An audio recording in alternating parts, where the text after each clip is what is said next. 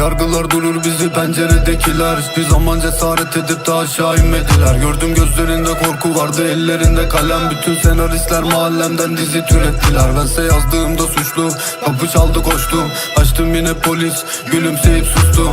Yazdı yine medya, karalayıp durdu. Bir karakol bir sahne, bütün kariyerim bu. Buz gibi nezaret, ne ki hapishane. İçeridekiler mi suçlu, dışarıdakiler mi? Tartışırız senle, bunu etmiyorum bahane. Gel de gör nasıl büyüdüğüm mahalle. Sapa sokaklarda katı kurallar var. Okuduğum kitaplarda yazmıyor buralar. Bir gece heyecan ölür, bir yıldız parlar. Şarkılarım senelerce kulaklarda çınlar. Büyümek suç, yaşamak suç, konuşmak suç, o yüzden sus. Büyümek suç, yaşamak suç, konuşmak suç, o yüzden sus. Büyümek suç, yaşamak suç, konuşmak suç, o yüzden sus. Büyümek suç, yaşamak suç, konuşmak suç, o yüzden sus. Bizi karalar bütün televizyonlar. Sanat sepet dedikleri sanırım soyunmak.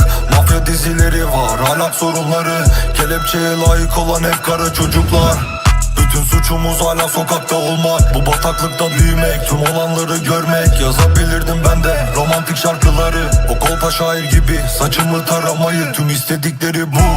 Ey başını yürü, istekleri bu. Gördüğünü unut, senden istediği bu. Ya yok ol ya da cool, inan istediği bu. Çünkü yaşamam bir suç, senden istediği bu. Ey başını yürü, inan istediği bu. Gördüğünü unut, tüm istedikleri bu.